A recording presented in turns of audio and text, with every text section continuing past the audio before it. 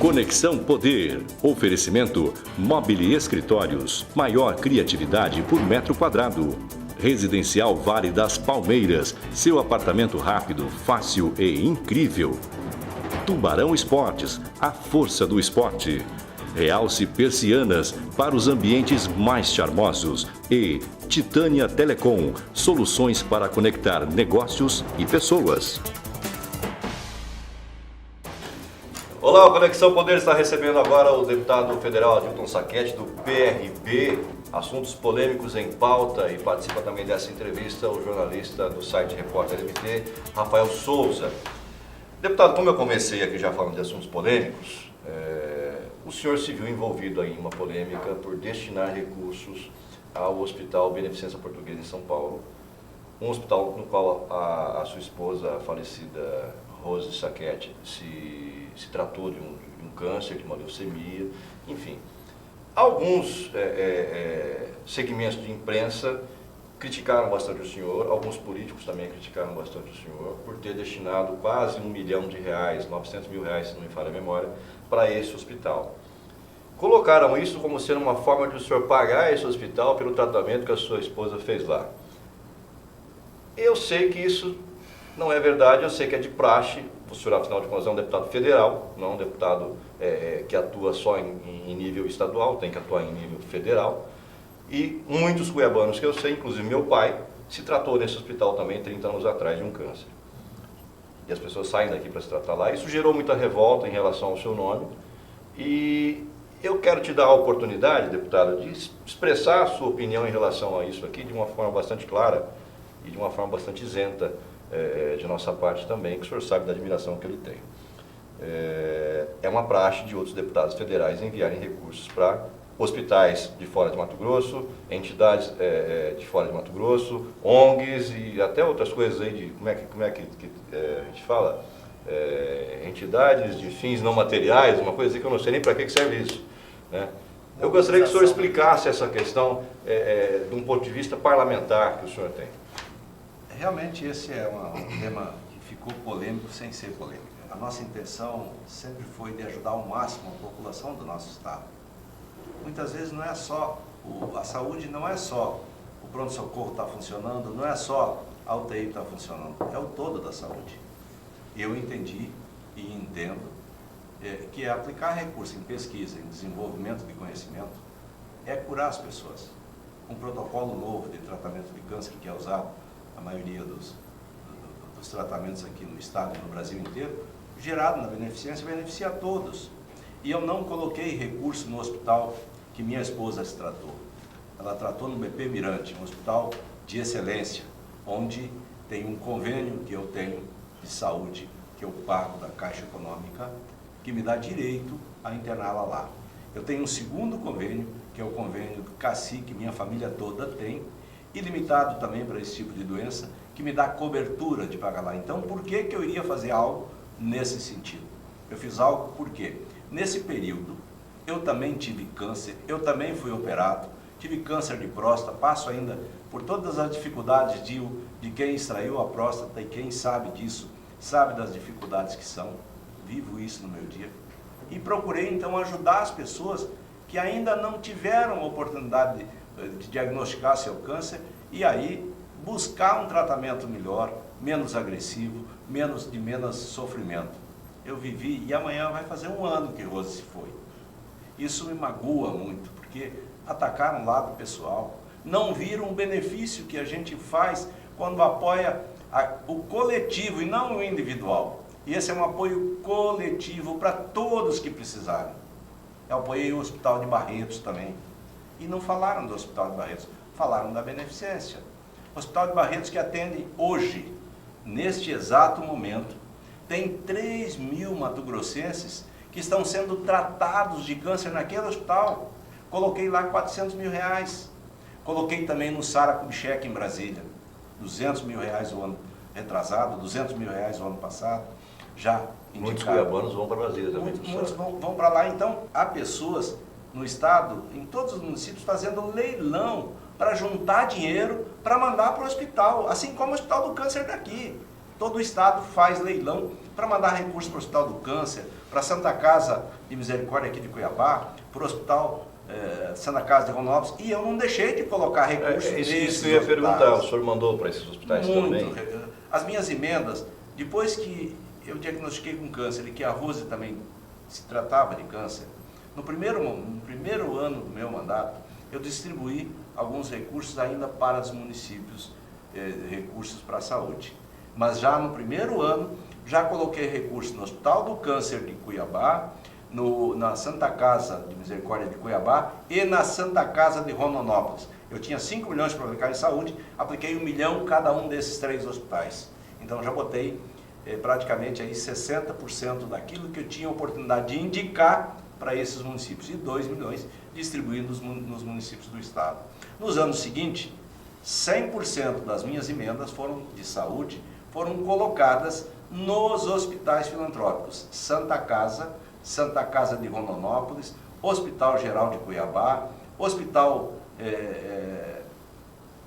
do Câncer daqui do estado, Maternidade Santa Helena e agora, recentemente, nesse ano, também Hospital Filantrópico de Cáceres, Santa Lúcia ou Santa Luzia, não troco o nome agora, não sei qual dos nomes que é o nome correto desse hospital. Mas então coloquei toda a minha emenda dentro de hospitais que atendem pela filantropia, inclusive o Hospital Beneficência Portuguesa Filantropia, e não o BP Mirante.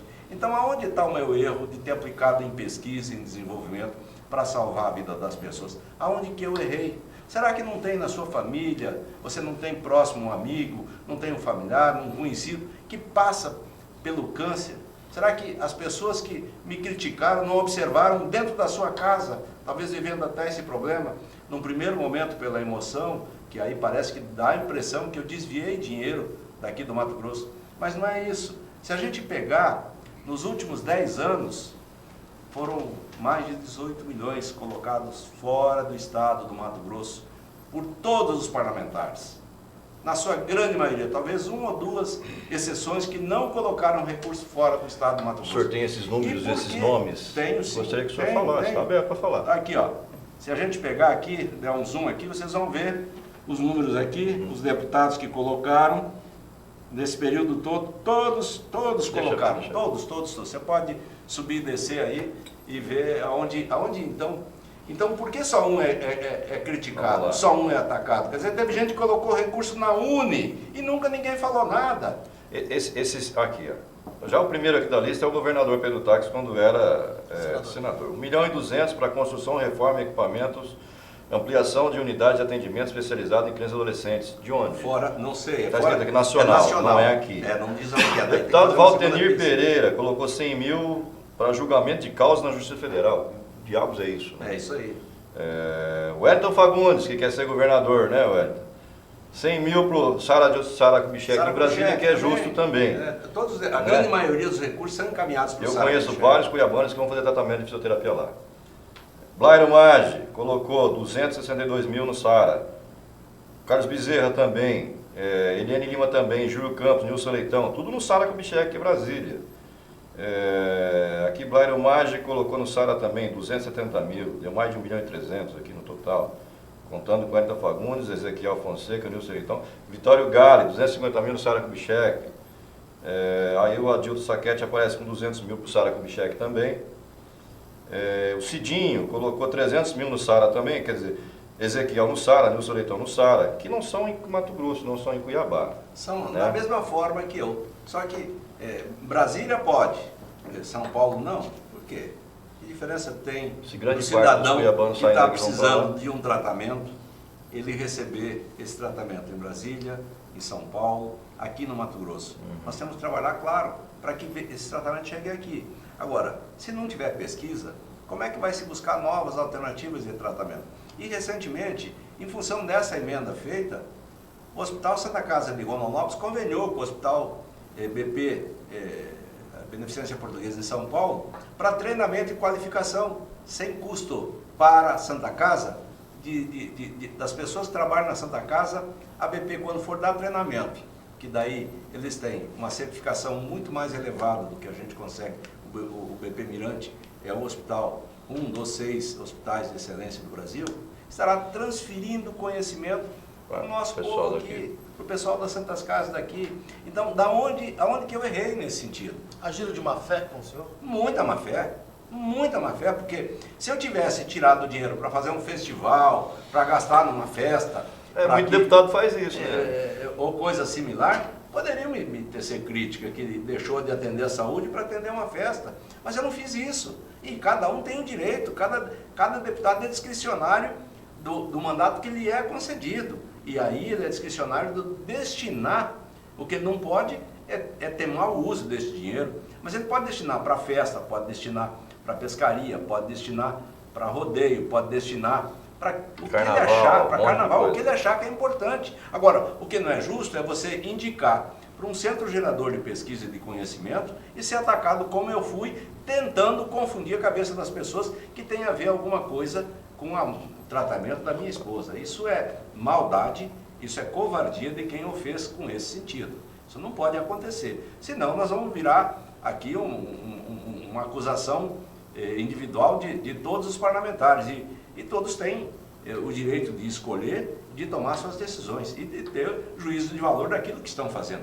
Eu tenho certeza, tanto é que indiquei 900 mil, foi pago 400 mil na primeira emenda e indiquei novamente mais 400 mil. Então o total que chegará no Hospital Beneficência Portuguesa é 800 mil reais e não 900, como originalmente. O senhor sofreu muitas críticas da população em relação a destinar esse recurso? Claro, porque Lá em Rondonópolis, que é a sua base. as pessoas receberam a informação de forma distorcida, não tiveram esse devido esclarecimento. Se eu chego em Rondonópolis, vai falar, nossa Santa Casa aqui, que problema, Está faltando, e o senhor mandou e o senhor dinheiro botou pra lá, tá? Mas eles não estão vendo que eles estão recebendo também, via indireta, essa oportunidade de tratamento. Eles não estão vendo que tem algum parente que está tratando em Barretos nesse momento, que recebeu o mesmo valor que eu indiquei esse ano para Barretos e para e para BP. Então, ficou muito nesse momento que vive a saúde com problema e todo mundo fica com um nervo meio à flor da pele ou sensibilizado em extremo, porque a gente vê dificuldades grandes na saúde. E aí, um ato que era para ser normal, dentro de critérios verdadeiros de aplicação de recurso público, passou a ser visto como um ato errado e como um ato que beneficiou, entre aspas, alguém. Não isso é coisa de gente ufanista, exatamente, que não tem visão de país, tem visão de currutela. Né? Não é isso. Não é, inclusive jornalistas, né? Serve para jornalistas. Tem que ser muito claro com isso. Eu fiz a minha parte, vou continuar fazendo. O que eu tenho que ter no meu interior? Que eu não roubei, que eu não desviei, que eu não fiz errado.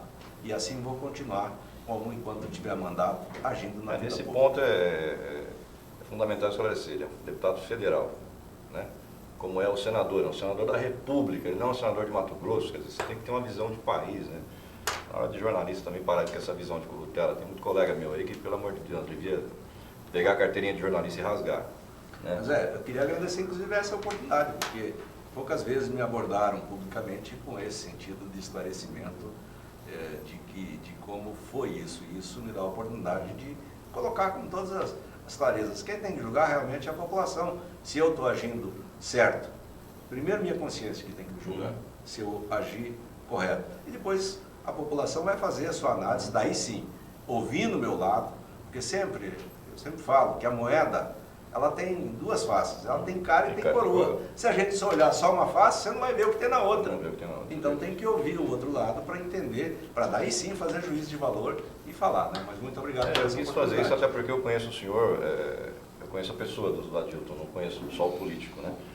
E conheço a família inteira, por sinal. E quis te dar essa oportunidade. Mas vamos lá, vamos falar de política? Vamos falar de política. Primeiramente, eu queria falar sobre a questão da pré-candidatura ao Senado.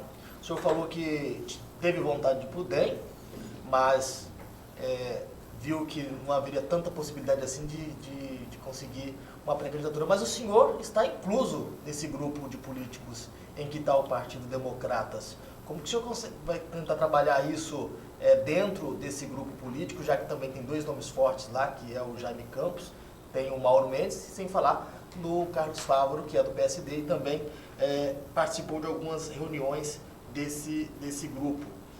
Como o senhor pretende trabalhar isso? Ainda bem que tem vários nomes desse grupo. O importante é deixar muito claro. Primeiramente eu ia ao DEM, sim.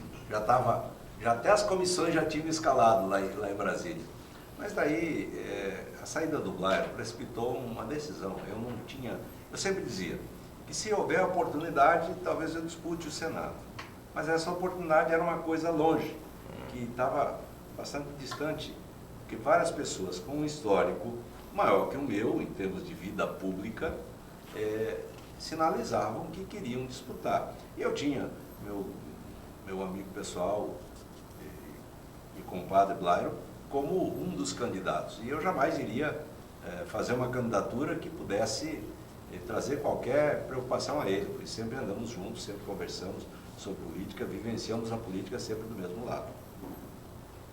Aí, com essa desistência do Blairo, abriu uma oportunidade maior de uma candidatura ao Senado. Eu dentro do DEM,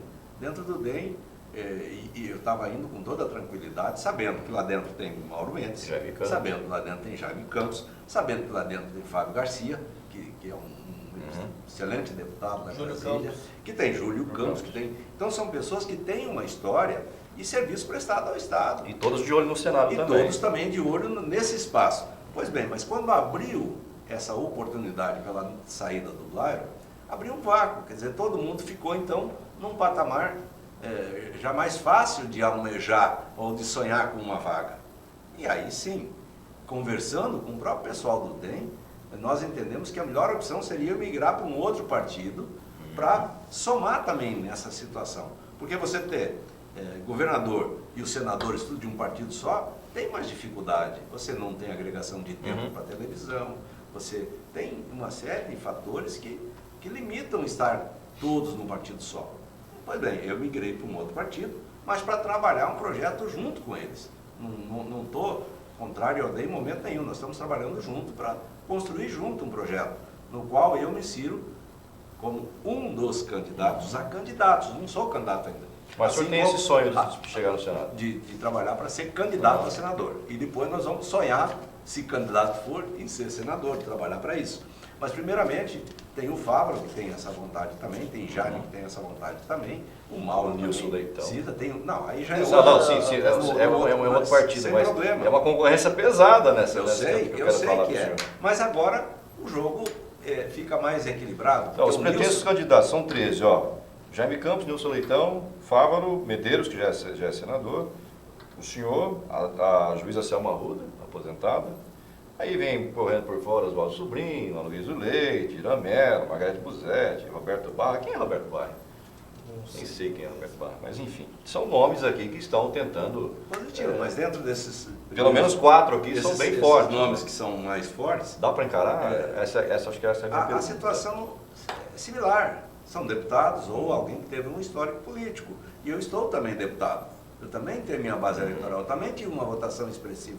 Então, nós estamos nos nivelando da mesma forma, nós estamos saindo na arrancada da mesma forma. Aquele que conseguir expressar ao longo, primeiro no arranjo político, fazer, a primeira coisa é ter a chance de ser candidato, é ser candidato. Eu vou trabalhar para isso, estou trabalhando, estou conversando. Isso não é impositivo, eu não vou chegar aqui e dizer eu sou o candidato. Mas esse partido não. Esse grupo, e a maior parte que elegeu o governador Pedro Táxi, não tem a possibilidade de rachar com tantos candidatos, assim, pré-candidatos? Eu vou pedir para o senhor responder daqui a pouquinho. Eu preciso fazer um intervalo lá para o Ed Mota, da TV Mutum, cortar. Corta aí, Ed.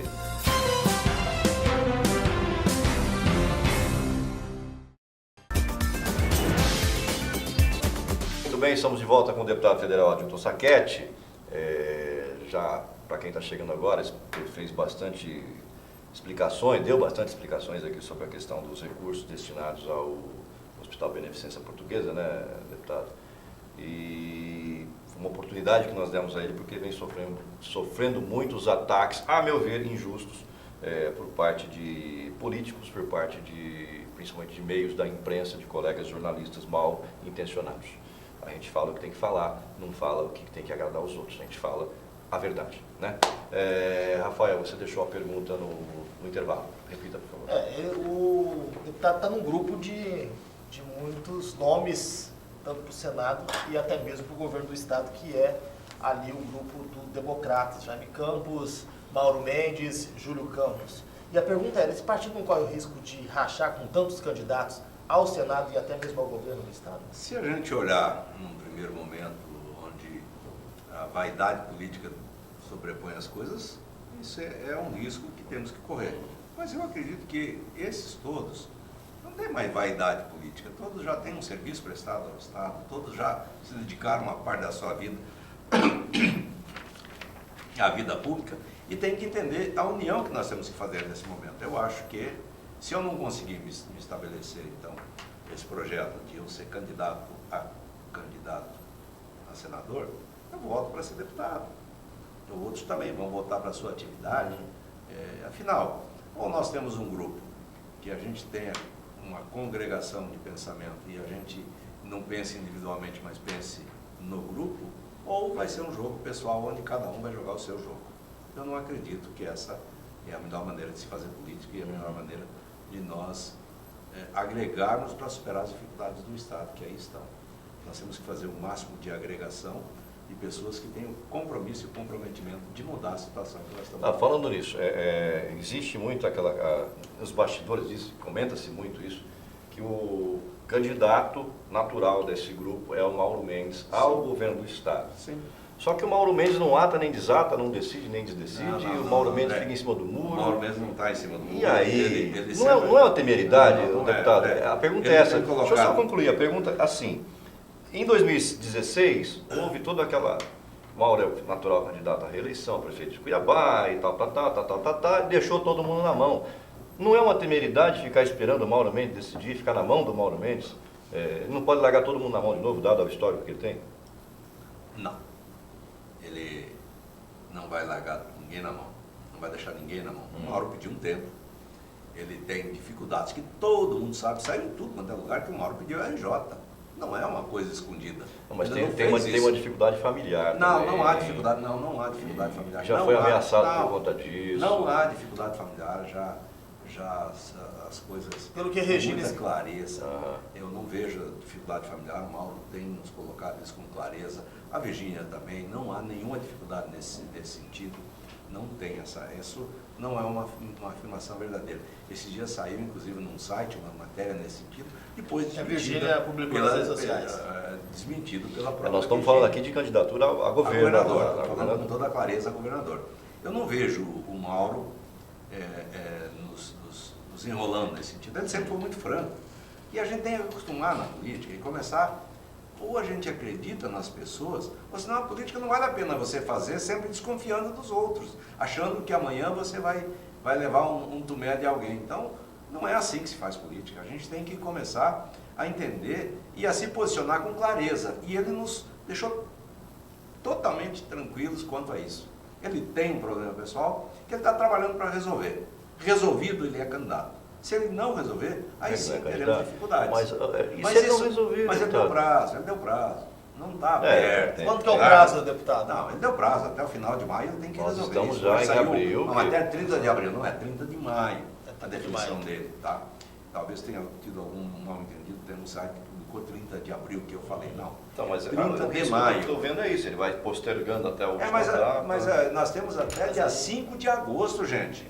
Não é amanhã, é até dia 5 de agosto é o prazo para as convenções, para definir quem são os candidatos, e até o dia 15 para o registro. Aí falam também que o DEM está em cima do muro, que pode voltar para a base aliada do governador Pedro Táxi. Qual que é a tem essa possibilidade dessa conversa. conversa Tem nos bastidores? Pode rachar o grupo. Deixa eu falar uma coisa, política, a gente não pode levar a ferro e fogo. Eu, 2 semanas atrás, 3 semanas atrás, sentei para Política é a arte de conciliar de interesses. conversar. De conversar. De conversar até o último dia. Tem que conversar. Não precisa.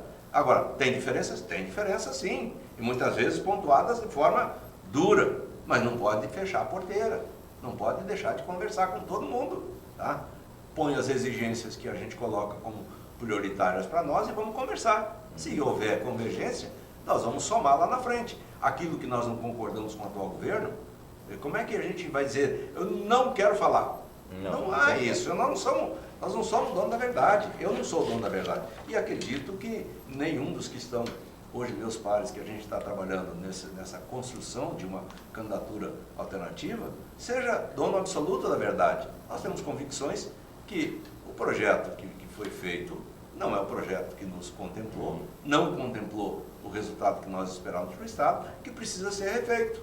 Nessa linha nós estamos trabalhando, nessa linha nós vamos trabalhar. Tá? Mas não podemos nunca deixar de conversar, porque o governador está instalado, é ele o governador, e o diálogo tem que continuar. Eu vou fazer e eu ainda estou no mandato que tem que conversar com ele até o último dia, até depois da eleição. Eu quero pegar esse gancho e fazer a mesma pergunta que eu fiz para o Otaviano Pivetta, aqui nesse mesmo programa, na semana passada. Todos os senhores que fazem parte desse novo arco aí de alianças, desse novo grupo que está agora... não é tão novo, né? Era o grupo do governador, hoje é um grupo que está... fazendo oposição nesse virando momento. oposição ao governador, tentando construir uma nova situação, uma nova candidatura, enfim. É o mesmo grupo que construiu o Pedro Táxi governador. Sim. Como convencer a população de que agora, não, nosso candidato é esse aqui é o bom, aquele lá que nós falamos para vocês, esqueçam. Nós não estamos falando da pessoa, é aí Sim, que está, André. É gestão. essa diferença que tem que ser colocada. Eu não vou falar da pessoa do Pedro Táxi, na pessoa dele. Eu vou falar daquilo que nós entendíamos que seria o seu governo. É diferente as coisas. Eu não vou atacar nunca o Pedro. Respeito ele, tenho carinho por ele, gosto da pessoa dele, respeito sempre ele.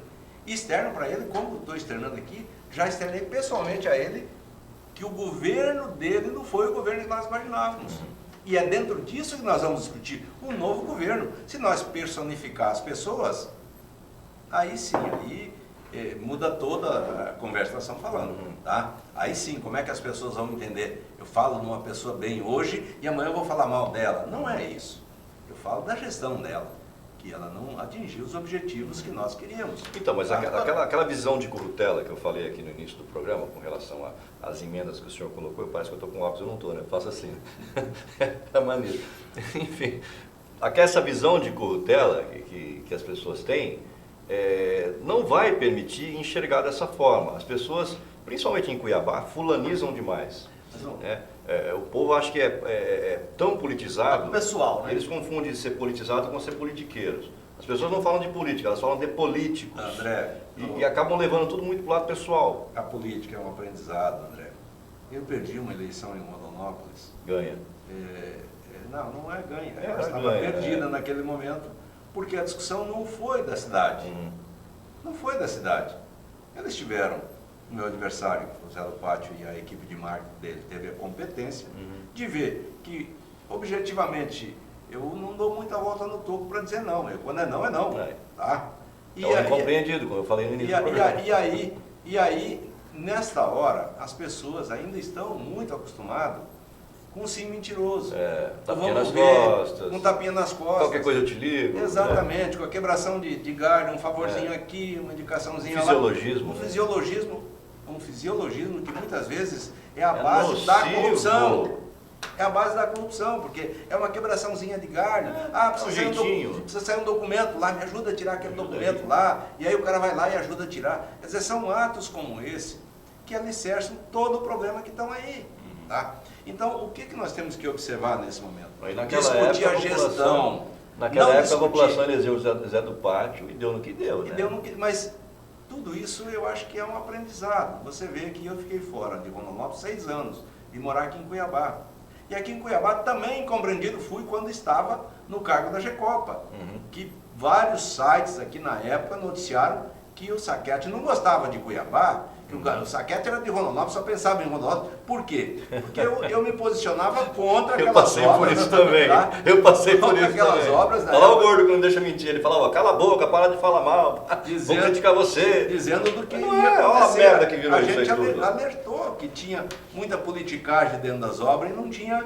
Nós não falávamos explicitamente o que era, porque eu não tinha como comprovar com fatos na hora. Mas você tinha todos os indícios que mostravam que estava acontecendo isso. Tá? E os indícios assim, escancarados, e a sociedade não parou para ver isso. Só ficou aplaudindo. Tá? Agora só tá ficou aí. aplaudindo, porque daí faziam charges que quem era contra o VLT queria que um burro puxasse uma carroça para seus ônibus. Então, induziram a população a acreditar que estavam indo para um caminho de um primeiro mundo, de forma mentirosa. É a visão de Corrutel. Não vou dizer isso, mas é um aprendizado que a gente vem vindo, e hoje em dia o Brasil passa por uma ebulição de conceitos. A sociedade está perdida nesse contexto, porque as relações sociais se desmontaram muito nesse período. Tá? E você vê aí uma pressão de ideologia de gênero, de cor, de raça, de rico contra pobre. Quer dizer, o Brasil está dividido em todos os sentidos. E não é isso que a gente quer. Não é isso que a maioria da população quer.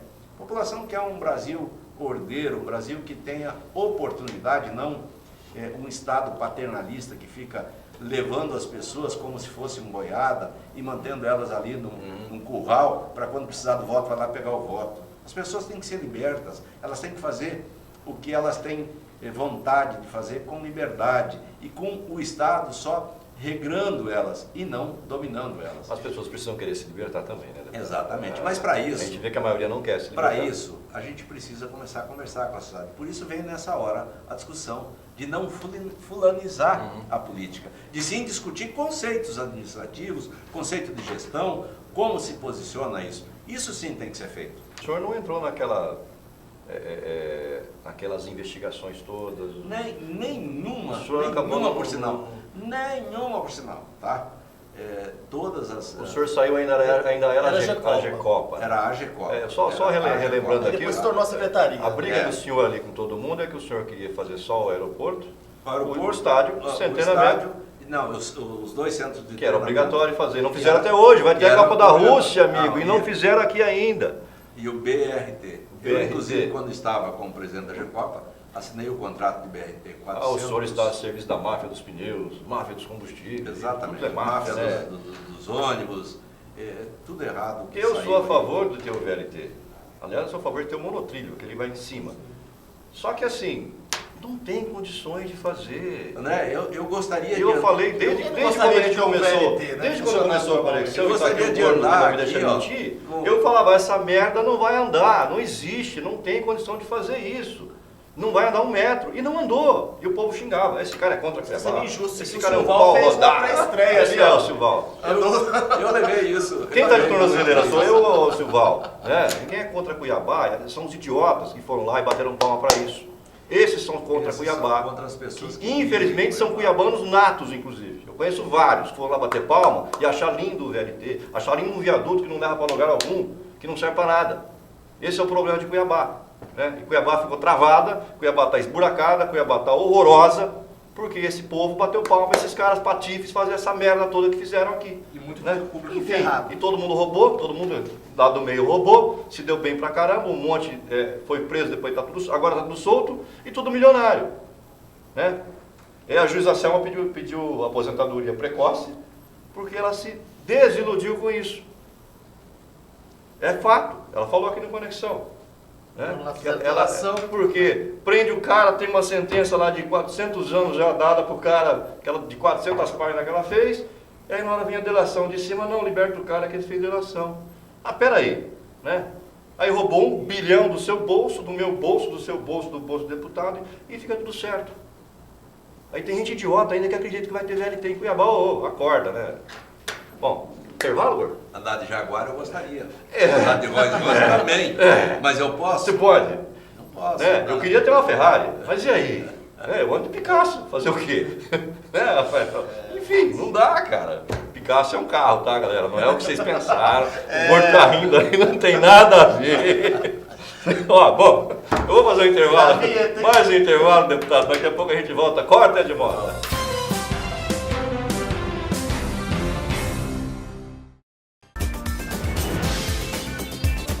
Muito bem, estamos de volta com o deputado federal Dilton Sacchetti para esse último bloco dessa entrevista. Tá bacana essa entrevista, estou gostando. O Rafael ia fazer uma pergunta, eu, ogramente falando, interrompi, mas coloca a sua pergunta. Inclusive tem até um pouco a ver com isso que pode vir na sequência desse outro assunto aí. Mas o deputado falou no primeiro bloco que havia a possibilidade sim de uma coligação com o governador, que isso não está descartado, mesmo se tratando do Democratas e do grupo ali que o elegeu em 2014 e hoje são chamados de ex-aliados.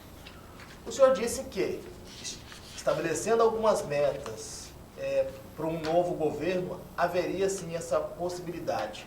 Mas, ao mesmo tempo, muitos ex-aliados, inclusive o senhor, questionam o fato do governador não ter aceitado conselhos, não ter aceitado dicas de gestão. Como que seria possível uma nova aliança com um governo que não acatou, por exemplo, as dicas dos aliados? Eu vou acrescentar que ele chamou vocês de milionários que querem mandar no governo. Exatamente. E que fizeram pedidos não republicanos, e ele não ia entrar nessa patifaria toda. O que eu vou te falar agora dessa afirmação? Deixa eu responder, Rafael. Eu acho que a ideia é buscar um outro projeto. Agora, aquilo que eu falei, a gente não pode nunca fechar a conversa por diálogo na política. Não é a intenção, não tenho, nesse momento, não estou trabalhando para andar junto com o Pedro Taques. Com toda honestidade, não estou aqui desmerecendo o Pedro, mas acho que ele teve a oportunidade de fazer. Eu vou trabalhar para construir um outro projeto e estou trabalhando nesse outro projeto. Tá? Mas, reitero, gente, não pode deixar de conversar. Vamos lá, se eu não converso com ele, e amanhã muda toda a política aqui, o Pedro não é candidato. Como é que se eu briguei com ele antecipadamente, vou poder travar um diálogo com ele, conversar com ele, pedir um apoio para ele? Ele não por mais vontade que tenha, por mais determinação que tenha, por mais poder que tenha como governador, e aí a máquina faz a diferença, ele poderá optar daqui a pouco e não disputar. E aí, como é que se eu brigo com ele, eu vou lá pedir um apoio para ele? Essa possibilidade não pode ser descartada, porque na vida todas as situações podem acontecer, e na vida política a mesma coisa. Isso não é porteira fechada, ele vai ter que construir a candidatura dele. Ele vai ter que ter alianças também para fazer a candidatura dele. E se essas alianças não prosperarem, se tiver problema, se tiver no entendimento, mas do jeito que está, não vou disputar, não atende aquilo que eu quero. E eu não tenho que conversar com ele, então? É porque E essa beneficiaria ao grupo, inclusive, né? Bom, eu não sei, isso não está desenhado, só estou supondo que no imaginário pode acontecer. E se pode acontecer, eu não posso deixar isso fechado. Então, é nesse sentido que eu digo. Agora, que esse grupo, tem disposição de buscar outra alternativa, que nos dá essa certeza que essa outra alternativa faça aquilo que nós entendemos que o Pedro não fez, com certeza essa é a determinação de todos. Tá? Tá bom? Agora a pergunta do André. Repete a pergunta aqui agora. Eu ia perguntar assim, entrando nessa encrenca toda aí com o governador, ele falando de pedidos não republicanos que os senhores teriam feito, que são milionários, que querem mandar no governo. O senhor fez algum pedido não republicano? Eu já respondi a esse questionamento, e o governador me questionou dizendo que não teria isso, é coisa que foi arranjada. Então, eu pedi a ele. Ele não citou seu nome diretamente, mas o Publicamente, senhor deu uma resposta. Publicamente eu dei uma resposta a ele e continuo dizendo, se teve alguém Porque aí muita gente fez pedido não republicano a ele, diga quem foi esse alguém. Eu fiz essa pergunta, deputado, porque assim... Para deixar claro, porque nós quando a gente publicou isso aqui no Repórter MT, que o senhor falou, mas espera aí, ele não citou o nome do Sacchetti, ele vestiu a carapuça? Teve muitos questionamentos assim. Mas então me diz, porque fica no genérico. Eu sou um dos que o apoiei, o ajudei a se eleger, e que entendo que esse governo não atingiu aquilo que eu imaginava. Por isso, me afastei. Certo? Aí ele diz que os aliados fizeram pedidos não republicanos sem citar ninguém. Claro que eu sou um dos... Ex-aliados, né? Ex-aliados. Um dos que ele citou nesse sentido. Você está no grupo, né? Eu estou no grupo que está lá de cá. Então, tem que dizer quem é o cara e o que foi que ele fez. Porque se deixar para ir lá na boca da eleição, falar quem foi, quem não foi, aí é coisa eleitoreira. Aí passa a ser politicagem. E se fez mal feito, que coloque logo para a sociedade e limpe o mal feito. E se alguém desses fez mal feito nós temos que também saber com quem nós estamos andando. Ele pode nos até ajudar todo mundo. Eu acho que tem que limpar a política esclarecendo quem quer malandragem e quem quer trabalhar sério. O senhor acha hoje que o governo está inviabilizado ou não? E a suposta candidatura à reeleição ainda é viável ou não? Eu vejo muita dificuldade hoje. Em fevereiro o senhor disse que era viável naturalmente a candidatura. Claro, porque quem está no poder, quem é o governante, quem tem a máquina na mão, é o candidato que tem mais viabilidade teórica. É o candidato mais viável. Ainda hoje, teoricamente, ele tem a viabilidade. Agora, na prática, aqui no dia a dia, que tem dificuldades, que tem muita gente que se afastou, que perdeu os principais apoios, isso é inegável. Mas, mesmo assim, é um candidato que tem que ser respeitado. Por quê? Porque tem a máquina na mão. Qual foi o grande erro desse governo? Desculpa, Rafael. Não parar para discutir o Estado, não parar para discutir as finanças do Estado, não observar os sinais que estávamos entrando num buraco negro. 74% dados da Secretaria Nacional do Tesouro Nacional.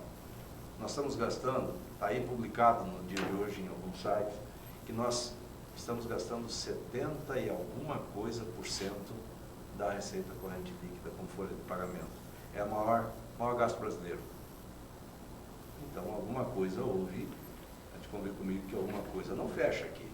Porque não era assim há 4 anos atrás. Nossa, está gastando 70%, O governador disse... incorre em improbidade. Mas isso é o Brasil inteiro. O o Brasil inteiro, não escapa ninguém. Não tem nem o Estado que esteja religiosamente mas dentro disso. O grande erro não teria sido colocar muitos técnicos e não políticos?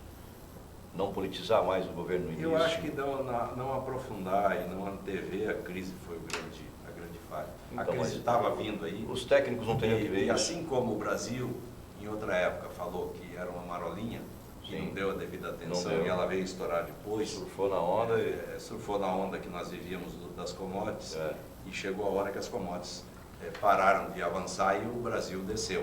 Chegou Aqui, a ser a 6ª economia do mundo. Hoje mais é a 10ª ou parte. menos, Olha que absurdo. mais ou menos nós estamos com o mesmo desenho. A equipe não observou que tinha um problema. Não pararam para fazer a reflexão desse problema. Eles avançaram como se o Estado tivesse as mil maravilhas. Concederam, e aqui já do outro governo tinha ganhos que foram dados, concederam tudo que tinha. Não discutiram o Estado para enxugar o Estado. Não tirar direito de ninguém, mas enxugar o Estado. Evitar aumentar gastos, evitar ampliar o quadro, evitar fazer coisas novas até não estabilizar. Estabilizou? Aí sim, dá para avançar. Agora, sem estabilizar, não dá para fazer isso. A gente não consegue fazer aquilo, gastar aquilo que a gente não tem. E o Estado hoje não tem como pagar suas contas. Está aí, não sou eu que estou dizendo, está aí, é só andar na rua e ver aqueles que prestam serviço para o Estado para ver se estão recebendo em dia. Alguma coisa está ocorrendo. Não é eu que estou dizendo, é só a ideia. É justamente o que eu ia perguntar para o senhor agora, porque o governador considerou Não normal... consegue pagar o servidor, né? Uma... Enfim, não está conseguindo pagar fornecedor. Exatamente. Também, está dando calote. E o governador, ele considerou normal o fato de o Estado dever 3 bilhões de reais. Destes, 1,6 bilhão é para fornecedores, essas a pagar da gestão de táxi. Ele considerou normal.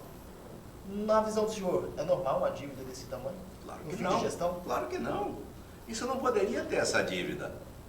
Por isso tem gestão. Senão é só, a gente põe um robozinho lá e manda ele paga.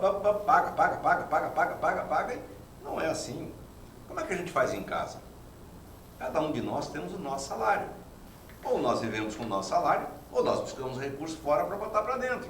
Se nós não alicerçarmos financiamento, nós vamos ter que nos desfazer de patrimônio, ou nos desfazer daquilo que temos, ou nos limitar a viver com o que temos.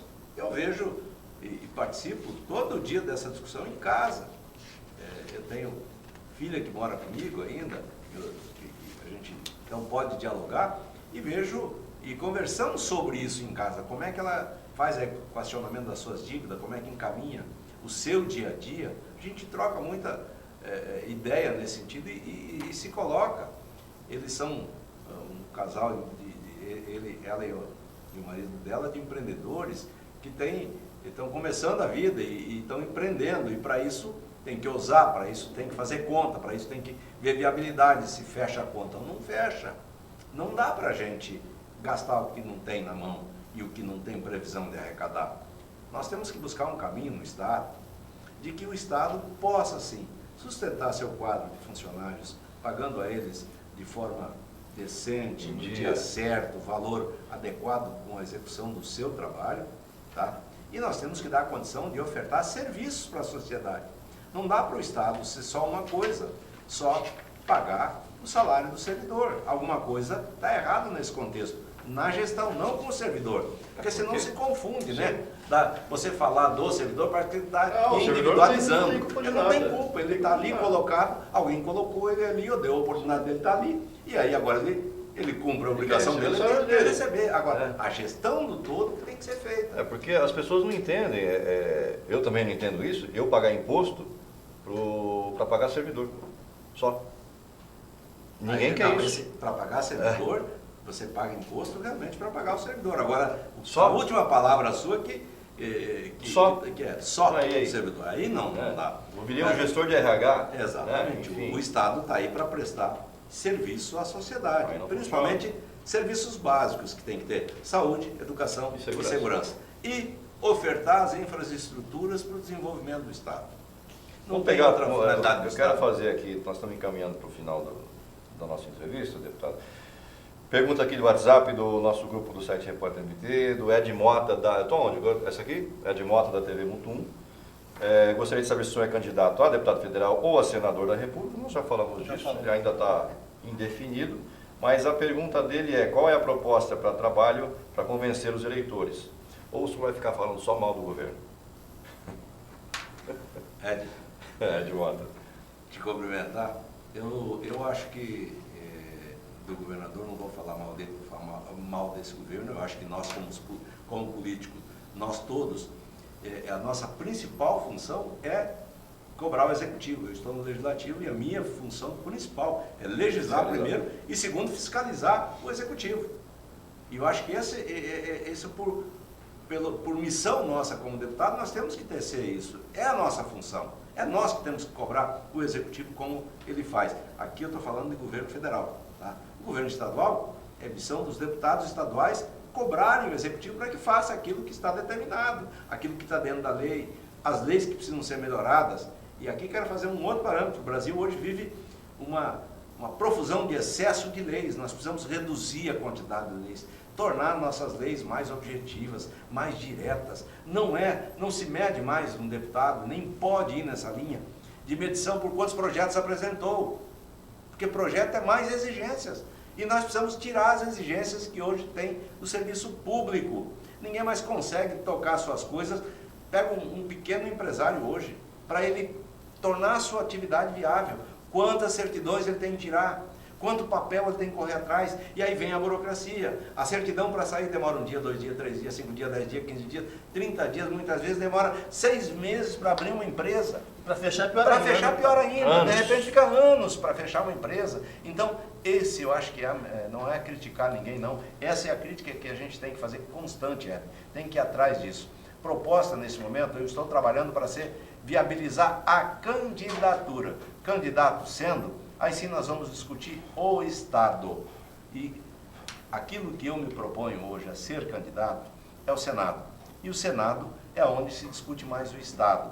O senador, ele não tem a preocupação tanto com o lado vamos dizer, da demanda popular, mas sim mais o Estado. Tanto é que nós somos equilibrados. Aonde você vai na Câmara dos Deputados, você é eleito pela proporcionalidade do cidadão. Então, Mato Grosso só tem 8 deputados.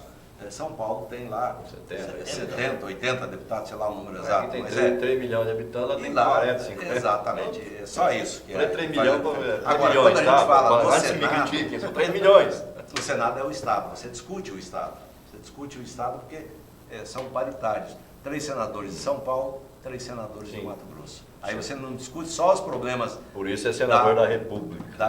Você não discute só os problemas da população, você discute os problemas do Estado. Então, na época oportuna, aquilo que a gente entende como gestão do Estado, nós colocaremos na nossa proposta de conversar com a sociedade. Eu não estou em campanha, eu sou pré-candidato, Ed, e nesse sentido vou trabalhar para construir a oportunidade junto, e agora é uma discussão com partidos e com a sociedade, para eu ser um dos candidatos a senador. Ser prefeito de Rondonópolis, você não pensa mais não? Eu fiz já a minha parte dentro da prefeitura de Rondonópolis como gestor na época. Eu me dediquei muito como prefeito da cidade, trabalhei tudo que podia fazer com minhas forças e acho que contribuí com a cidade. Eu não vejo nesse momento voltando para ser prefeito de Rondonópolis. Como é que o senhor Tive a avalia? oportunidade agora de entrar nessa campanha, na anterior também, mas não tenho vontade de ser prefeito. Como é que o senhor avalia lá? Não me decepcionei. Eu acho que a gente tem que dar oportunidade para mais gente vir para dentro. Nós precisamos de mais gente na política, nós precisamos de mais gestores na política, nós precisamos de gente, mais gente focada. Não pode personificar de novo, ser sempre os mesmos, que ocupam os mesmos cargos. Eu fui prefeito, estou deputado, estou ainda senador. Se não conseguir viabilizar a minha caminhada de senador, volto mais um mandato para deputado e fechei meu ciclo na vida pública. Não pretende Não quero voltar ser carreirista e ficar ad eterno dentro da O senhor política. pretende se aposentar no próximo mandato? No próximo mandato eu me Seja aposento. de deputado, ou seja de ou senador, outro, o senhor eu estou indo embora, terminou, acabou. tirando o time, porque a gente vai ficar sempre participando da vida política. Não pode parar, senão morre. Mas não mais como exercendo o mandato. Tem que dar oportunidade para mais pessoas. E como é que o senhor avalia lá a gestão do Zé do Pátio, lá em Rondonópolis? O Zé do Pátio, ele tem dificuldades lá em Rondonópolis. Ele é uma pessoa do bem, é uma pessoa que foi meu grande adversário. Eu acho que aí a gente aprende na política. E aqui eu aprendi uma lição. Quando eu perdi para o Zé do Pátio, parecia que eu e o Zé éramos inimigos mortais. Eu não podia ver o Zé, eu tinha vontade de pular no pescoço dele. E de lá para cá era a mesma coisa. Muita gente tem essa vontade, não é só você não. Mas, gente, aí a vida vai nos ensinando, a gente vai aprendendo que a política, ela passa e as pessoas continuam aqui. Tá? E o nosso adversário político não pode ser nosso inimigo político. Ele é nosso adversário nesta eleição. Na próxima ele pode ser nosso companheiro. Então a gente tem que aprender isso. Infelizmente, eu tive que apanhar para aprender. Tá? Mas aprendi e hoje o que eu posso ajudar, o Zé tem ajudado.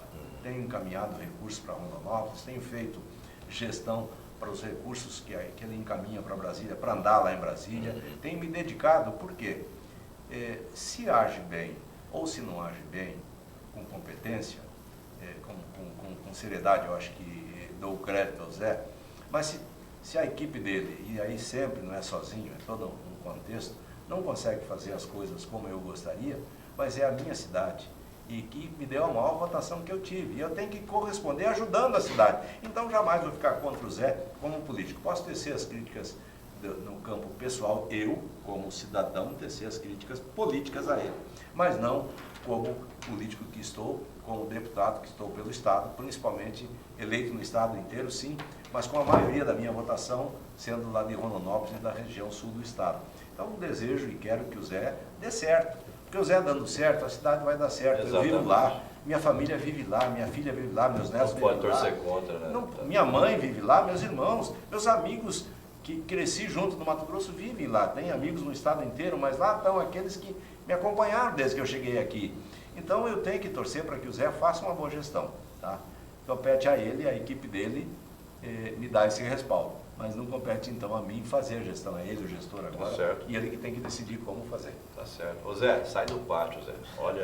Olha mais para o macro, não só para o micro. Tá bom? Você entendeu? Deputado, eu quero entregar para o senhor a caneca do nosso programa. Eu não sei se o senhor tem.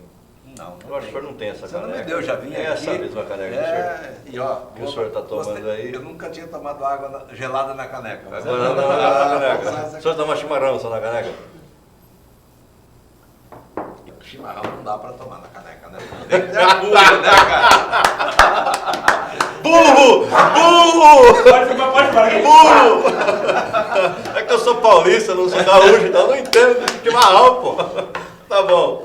Vamos minimizar, ele tá falando de tereré. Tereré, pronto. Tereré já é outro departamento. O senhor está viúvo, uma perguntinha pessoal, só para apimentar o final aqui. O senhor está viúvo há um ano já, né? Isso, amanhã. Faz um ano que o Rose Um ano foi. que o Rose se foi. E já tem mais alguém aí nesse coração saquetiano ou não? Esse coração ainda está ocupado pela Rose e não tem ninguém, não. A gente tem relações de amizade com muita gente, mas relação de amor, amor a gente não acha no meio da estrada. É uma coisa que é uma vivência, uma vida, e é uma forma de relação plena.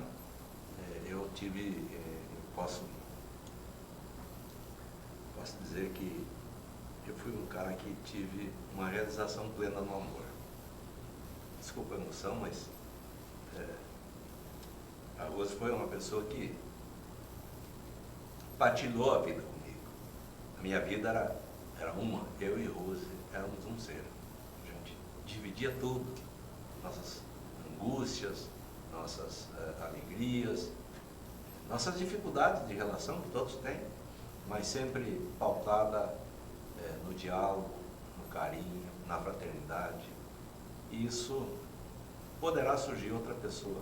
A vida nos traz essa oportunidade, mas nesse momento ainda não tirei a aliança da Rose daqui. O dia que eu encontrar alguém que possa preencher ao nível que ela foi para mim, tirarei essa aliança até lá, ela vai ficar comigo aqui, do coração aqui. Que bonito, deputado.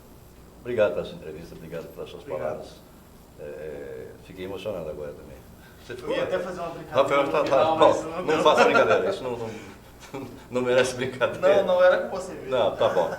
Obrigado, Rafael, emocionado. por mais Parabéns. um bate-papo interessante com a gente aqui. Você em casa, obrigado pela sua audiência. Deputado, obrigadíssimo pela sua participação. Obrigado, André. Foi muito bacana. Obrigado, muito Rafael. legal. Obrigado a vocês que nos assistiram aí.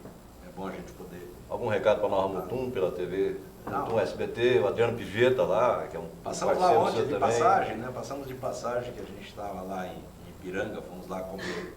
Foi pela Paraguai, BR. Fui pela BR. De careta. Tá certo. A roda da carroça. Roda da carroça, quebrou. Então essas brincadeiras é bom porque a gente relembra muito, né, André?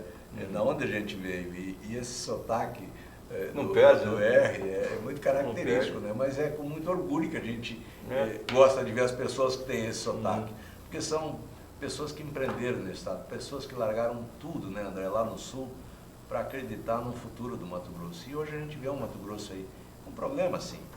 Tem problemas. A gente reconhece que precisamos buscar soluções a esses problemas. Mas encontramos um Mato Grosso muito diferente daquele que a gente encontrou quando aqui chegou. É verdade. Tá?